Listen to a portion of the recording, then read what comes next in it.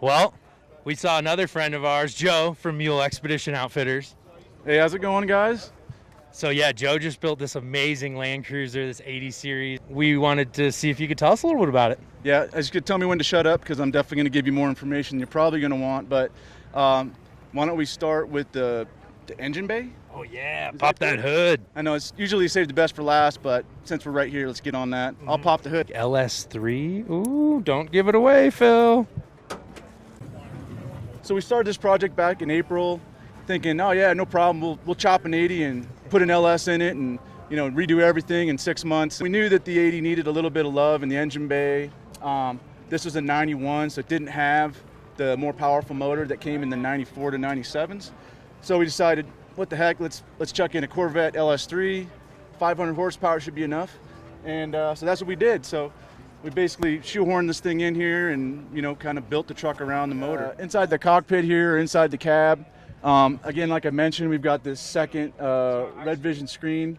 So that controls everything that's controllable through the canopy, but it gives you the ability to do it from the driver or passenger seat, which can be handy. Got our ARB compressor, rear locker and front locker switches. We stuck with the stock transfer case. This is just the H2FA Toyota Land Cruiser transfer case, but we did re-gear this with some Sumu gears from Sumu out of Australia, I believe, and that gives us a lower range than stock.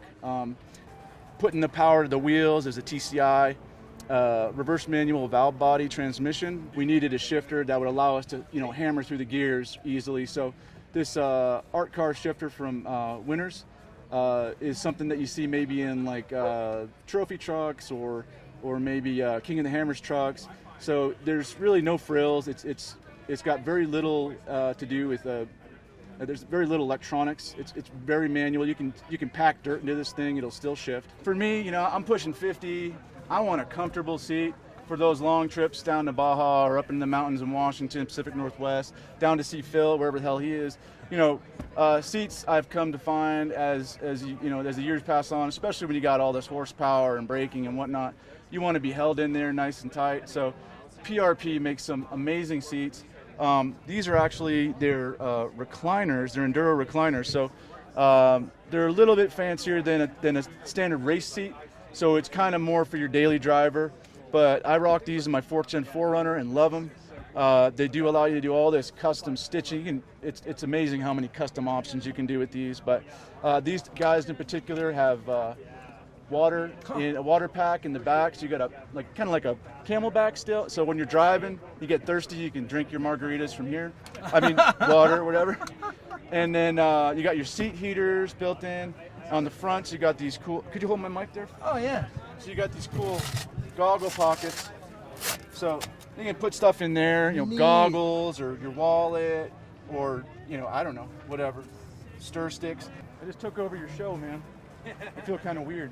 So part of the reason for doing the chop is that we just started bringing in Mitz Alloy, and Mitz Alloy is a company that makes trays and canopies in Australia, and it's kind of a nod to the Aussies they're cutting trucks up all the time. Yeah, no big deal. Like no big deal over there. You go to Kmart over there and get your truck chopped in half. I don't know, but so we got this truck, we cut it in half, and it sat in the shop for about 6 months because I got busy doing other stuff. And then the wife's like, "Hey, Expo's coming up. Are you going to put it together?" So we're going to look inside here, and I'll show you guys the guts of the Mitz Alloy canopy and kind of what we've got going and how we've got it configured.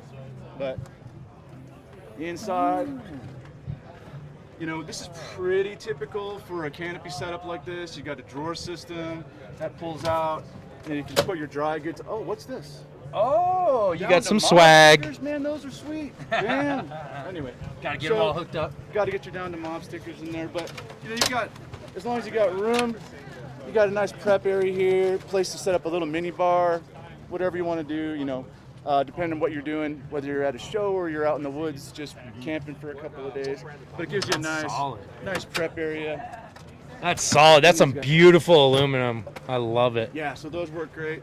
You got a nice storage tray up here with some strap points. So you can strap all your gear down. Got a little ARB recovery gear sitting there. And then Clearview, in my opinion, make the best slides around. So we've got the Clearview slide in here, and Dometics 75 quart. It looks like a 75. Yeah, the CFX, the 3, the 75. So Yeah. It's a dual zone. Yeah. So these are all basically connected up to our Red Vision system, which we'll look at on the other side of the canopy. But you know, people are really familiar with the dual zone fridges. I think Dometic makes a really nice dual zone. Plenty of room for all your drinks and stuff that needs to be refrigerated. Of course, you can set it up freezer, fridge, fridge. Yeah, I loved having I had the dual zone for a little while in my truck, and it was really hard to make the switch to the smaller one, but I really wanted to save the space. Yep. But I loved like having the freezer, and that, you know, you have meats too long, you move them over to the freezer, and it's making ice. Yeah. If you like to have margaritas, you need ice. A margarita's not the same. So anyway, it's pretty much revealed my drinking habits, but you know, be able to make ice on the trail is like such a novel thing. You know, it's super cool. Oh, and also the Kotex 2,000 watt inverter. Made a cup of espresso the other day with my espresso machine in here. I know it's a little bit over the top, but you know, to be honest, espresso on the trail, hard to beat. It's all about the little things. It's all about the little things. If you can fit it and you're willing to rock it. This side is where we got some more storage, but this is where all the magic happens, I guess. We got a 200 amp hour Blue Oasis lithium battery, and that's all being managed by the Red Arc Manager 30, which is connected to the Red Vision system. For anybody who's not familiar with Red Vision or Red Arc for that matter, the Red Vision system works it's like the central brain. It's like the brain of the electronic system. So it manages all of the input and output, basically control of all your lighting, pumps, any ancillary things you might be running off of the vehicle. That works really well. It's tied into a 120 watt panel on the roof and two 32 watt panels on each of the canopy doors. Obviously the tray and canopy come apart. So if you want just to rock this as a flatbed truck, maybe you want to go to the dunes and just blast around with all this extra weight kind of off the rig, we made sure that on the side here, we added all the quick disconnect stuff. So this box right here basically allows you to disconnect the communications cable between the cab and the Red Vision system and the canopy. And then you can basically lift the canopy off, drive out, go do some jumps, whatever. We're down to Mob 2, so. Yeah, Step 22, we love their gear. They make some solid stuff. I've actually got two of these. I got one for electrical stuff, one for my, big wrenches and everything. The other cool point about the MITS canopies is all the track system. So everywhere you see this track, you can put in hard points, you can attach additional shelving, you can reorganize everything. So that fridge slide and all the stuff in the drawers on the opposite side all unbolt. So if you wanted to just flip it around or You're like, take I it want out it on the other side, or The big trucks are cool, the earth roamers, all this and that, but I like stuff that's fun to drive. Yeah. I haven't driven this. I think this would be very fun to drive. You know what? I think a follow-up video might be in. We got to meet up somewhere when we get this thing, back on the road after the show. I like where your head's at. Yeah, we might need to let this. When you get your Jeep going. Yeah, we might need to let the LS eat. They like eating. Yeah, they do like to eat. Awesome. So yeah, that pretty much sums up the canopy part. Oh yeah, it's right here. This is the rear. These are 37-inch Yokohama MTs. I love the Yokohama tires. Terraflex does a nice job on all their stuff. The fact they're getting into the Toyota market, I don't think anybody really knows. A lot of Toyota guys are like, what? Terraflex, But the cool thing about them, they got this dump valve. You can basically dump right down to, 15 PSI. But it'll stop at whatever you've set the pressure to. All the MITS trays have a full-length slide, so you kind of keep pulling. You're like, what? It just keeps on. Keeps going. You got a lot of storage back here. You got this little stainless steel prep table that comes out. Oh, it's actually aluminum, not stainless. But it gives you some storage for snowboards or maybe water skis. I don't know. Fishing poles if you have a small fishing pole. It's sort of long, skinny stuff. Maximize the storage space. Of course, that leads to sometimes overloading. So you got to make sure that your suspension can handle the load. As you know, you're going to be doing a lot of that on your Jeep, getting it ready for the camper. But so we made sure that the rear springs are the highest rated Old Man Emu J springs they have, 800 pound over you know, standard stock. So that's really good. One of the things I've wanted to do for years was build like an integrated skid plate on the rear. And Wow. yeah, so this whole concept came about because the original frame just kind of came straight out from the back of the truck. So instead of the back of this is not really a bumper, but your recovery point, instead of being up here, would kind of be down here. So you're losing a lot of your departure angle.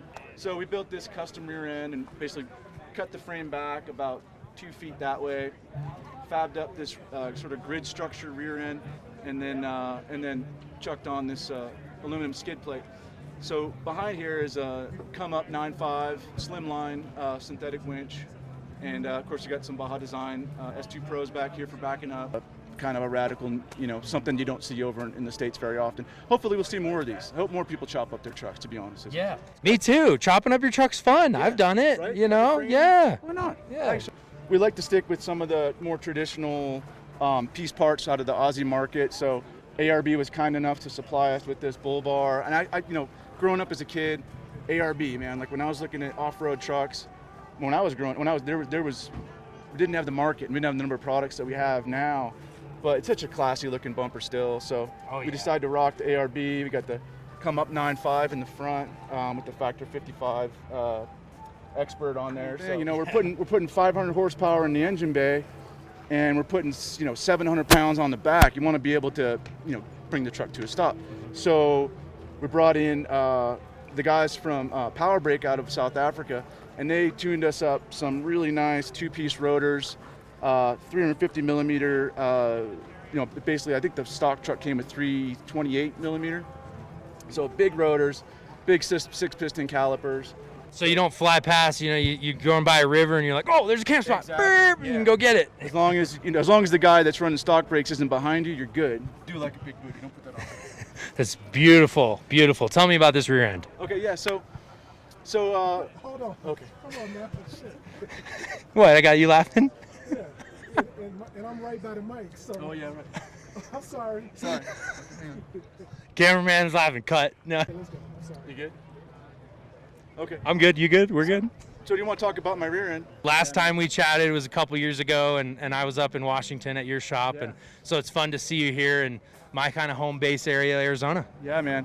Like I said, Phil, it's always a pleasure to bump into you. It's been a while, and thanks for taking the time to check out our build. It's truly nice to have you come out and just, you know, appreciate what we've done. So put a lot of hard work into it, and you know, it's cool to get it out there. But anyway, thanks, man. Thank you, man. It's been super inspiring for me to see it, and yeah, we'll see you around the show. We'll go see what else. Maybe we might stop by the Dometic booth next. I know they're over here. Yeah, so we'll go chat with Larry or Don't something. forget, we're gonna go mob. Oh, we're gonna go mob. I'll hold you to it. Yeah. The question is, are you down to mob?